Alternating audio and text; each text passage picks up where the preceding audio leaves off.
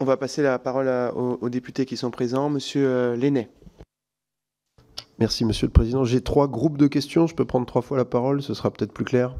Voilà. Oui. Alors, la première, d'abord, merci pour vos réponses. D'ailleurs, certaines de mes questions vont reprendre certaines de vos réponses, mais peut-être pour essayer d'avoir quelques précisions. D'abord, sur les énergies renouvelables.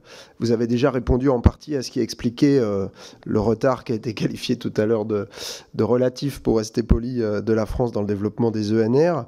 Je partage vos interrogations, sur le fait que le manque de filières industrielles en France participe du retard qu'on a accumulé, en particulier sur le photovoltaïque, mais aussi sur l'éolien. Est-ce qu'il n'y a pas aussi peut-être l'obsession du marché, de vouloir systématiquement passer par le marché? Est-ce que je qualifie, moi, en tant que député LFI NUPES, de main invisible du marché, alors que précisément pour le nucléaire, on a toujours fonctionné avec l'État? Et d'ailleurs, tout à l'heure, il a été dit que sur Flamanville, peut-être, on s'était passé d'une consultation publique parlementaire, mais en vérité, dans toute l'histoire du nucléaire, on s'est largement passé du débat parlementaire et du débat public. Voilà. L'électricité, c'est un système. Ça a été rappelé la dernière fois quand on a auditionné les 4 représentants syndicaux d'EDF. C'est un système. Il semble que, pour moi, ça justifie que ce soit l'État qui prenne la main et que ce ne soit pas laissé à la main du marché, y compris pour le développement des ENR.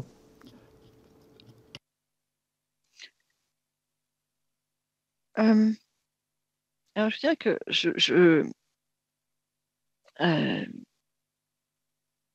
ferai volontiers écho à ce que vous dites en disant que le marché seul va pas construire une politique énergétique. Ce qui ne veut pas dire qu'il n'a pas sa place, bien au contraire. Mais il y a des choses qu'il ne fait pas. Par exemple, la programmation de long terme. Le marché fait de l'optimisation et de l'optimisation à court terme. Et je veux dire, c'est bien et c'est important dans des systèmes interconnectés qu'il puisse y avoir de l'optimisation à court terme. Mais il ne va pas faire de la programmation à long terme.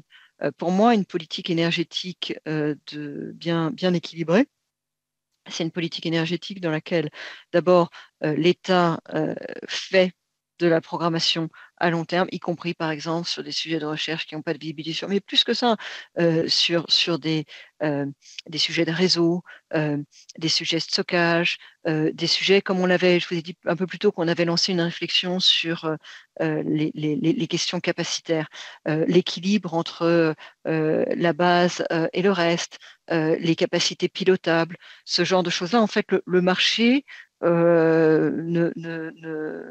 ne prend pas en compte toutes ces dimensions. Donc, on a besoin, d'une part, de programmation de l'État. Ce qu'il faut, c'est trouver des systèmes dans lesquels, à l'intérieur de cette programmation nécessaire, on laisse suffisamment de liberté aux acteurs locaux et industriels, parce que c'est quand même comme ça que ça marche bien.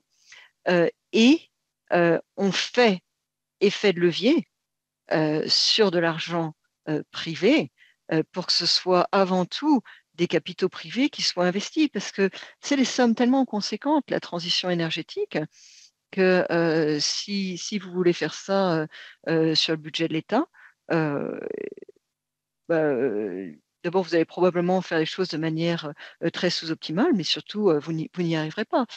Donc, trouver des moyens, comme on l'a fait, par exemple, je parlais des appels d'offres. Vous voyez, quand on a mis en place les appels d'offres sur l'éolien offshore, bon, on définit un cadre qui est un cadre d'État, c'est-à-dire on définit des zonages, on lance des appels d'offres sur les zones, on y met des critères euh, pas du tout innocents pour développer une base industrielle.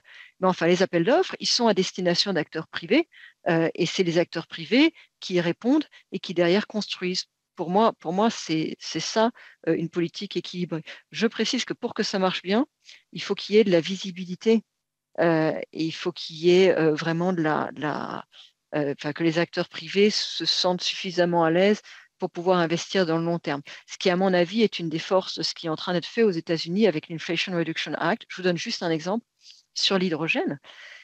Ils font un dispositif dans lequel un producteur d'hydrogène vert aura 3 dollars par kilo. 3 dollars par kilo. Aujourd'hui, la production d'hydrogène vert, c'est 7-8 dollars par kilo. La production d'hydrogène gris, la production d'hydrogène classique, c'est moins de 3 dollars. Donc, on peut se dire, bah oui, 3 dollars par kilo, c'est bien ce qu'il faut pour pouvoir le.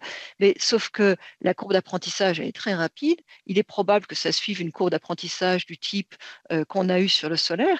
Et cet engagement qu'ils prennent, ils le prennent pour 10 ans.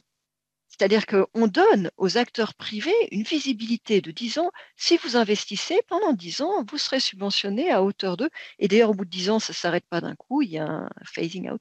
Donc moi, je crois à des politiques de ce genre-là, dans lesquelles chacun est bien à sa place.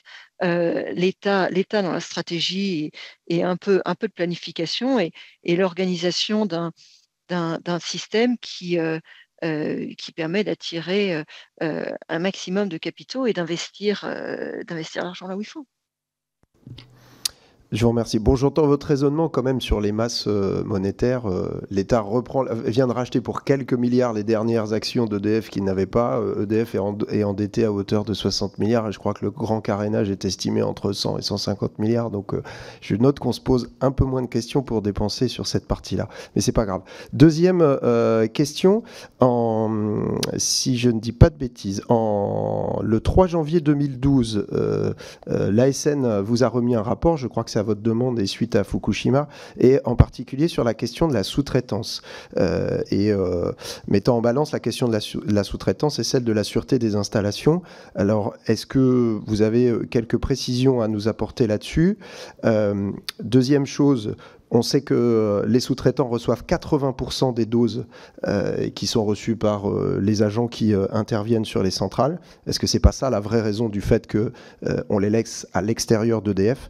Et troisième question, est-ce que vous pensez que ce serait pas une bonne idée précisément de les reprendre en interne pour garder cette compétence? Parce qu'à force d'externaliser, on se retrouve avec EDF qui ne sait plus faire toute une partie des manœuvres qu'il y a à faire quand il faut changer le combustible, etc. On sait que 80% des événements majeurs sont imputables à une erreur humaine. Voilà. Est-ce qu'il n'y a pas un intérêt à reprendre en interne ces compétences-là? C'est une très bonne question. C'est en effet un des sujets qui a été soulevé après Fukushima. Finalement, où sont les compétences et en cas de crise, en fait, à qui on fait appel et qui est disponible, qui est là, qui sait, qui connaît les lieux, et ça posait la question de la continuité. Parce que la sous-traitance, c'est ça en fait. Un des problèmes de la sous-traitance, c'est que vous maîtrisez pas dans la durée qui vient forcément sur le site. Il y a deux sujets différents pour moi dans ce que vous soulevez comme question et dans ce débat. Il y a la question du suivi des personnels et de s'assurer que aux personnes n'est exposé à aucun moment ni au fil de sa vie professionnelle à des doses supérieures à ce qui est autorisé. Et ça, c'est quelque chose qui est exigible aussi bien de l'opérateur que des sous-traitants, c'est-à-dire que c'est pas parce qu'on fait appel à un sous-traitant qu'on peut, et évidemment, c'est pas conçu comme ça et ça doit pas l'être.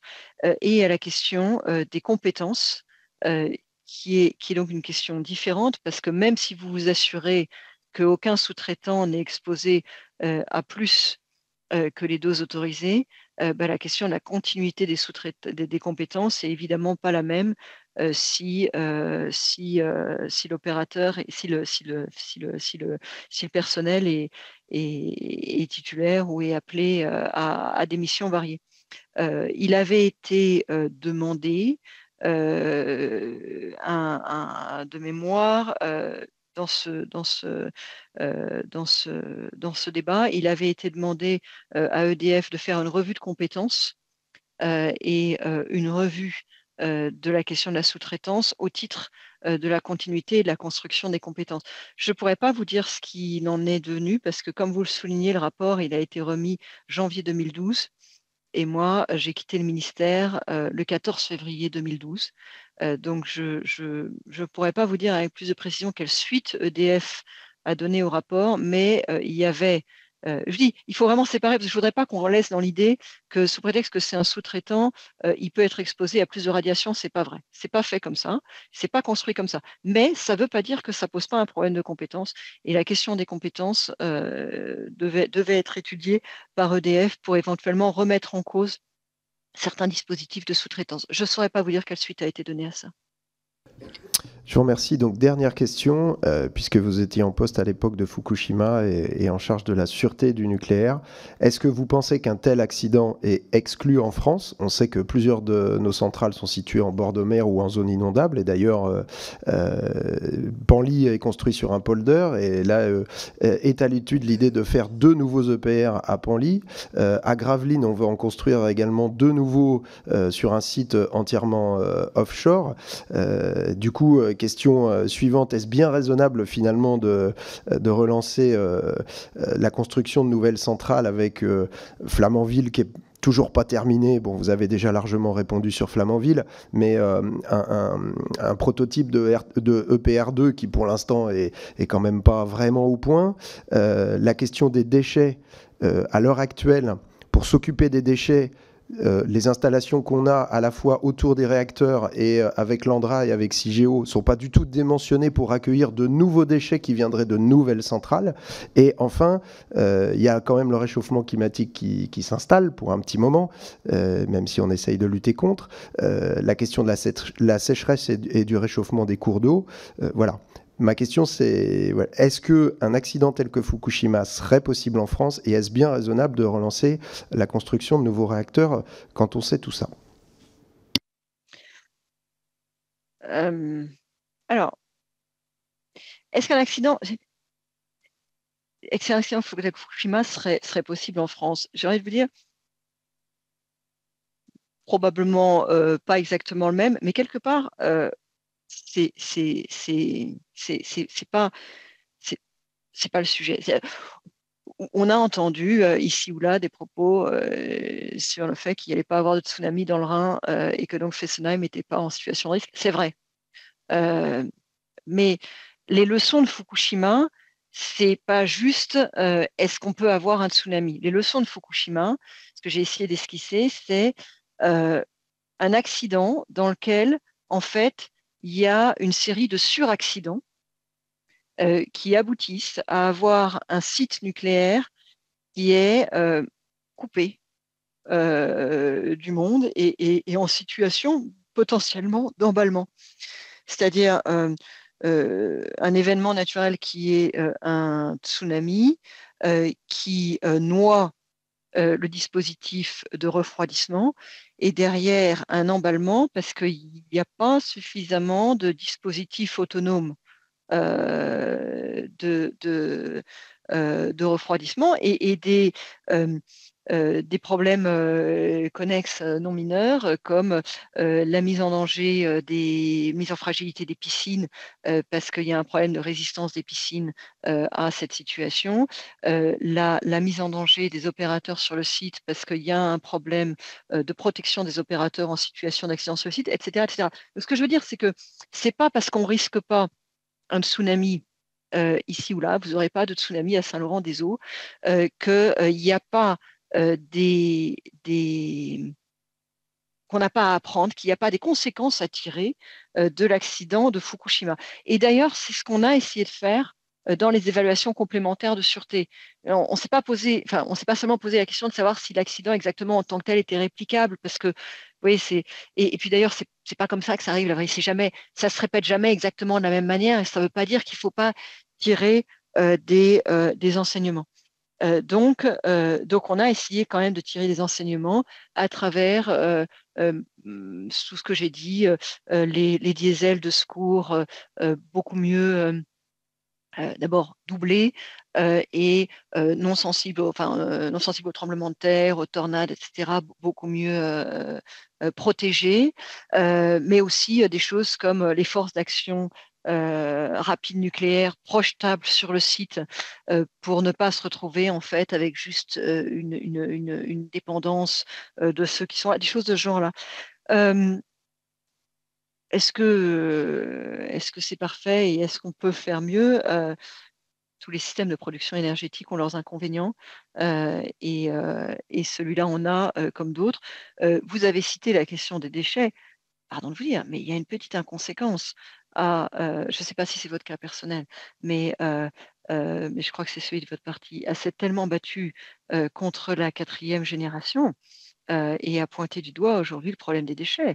Parce que je serais la première à dire que quand on utilise le terme recyclage pour parler de la filière des déchets, on ment.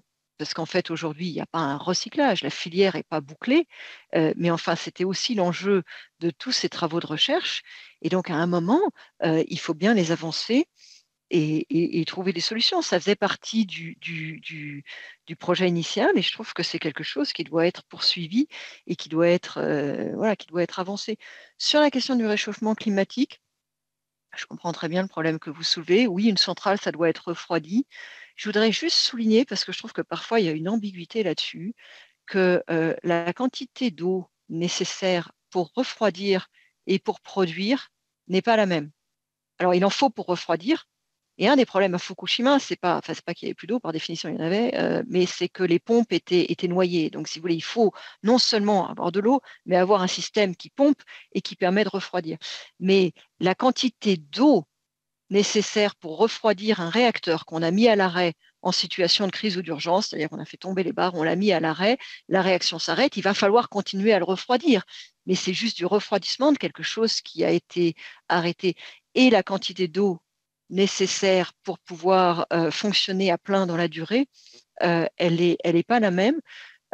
Et en fait, quand on pose la question en termes de changement climatique, qui est un vrai sujet, on doit intégrer ça aussi. C'est-à-dire que le changement climatique, dans le cas de situation de nos réacteurs, n'est en général pas un problème de sûreté. Il peut être un problème de compétitivité au sens de production dans la durée, parce qu'il y a des moments où on peut être obligé de ralentir parce qu'en effet, il y a un problème d'approvisionnement en eau. Merci.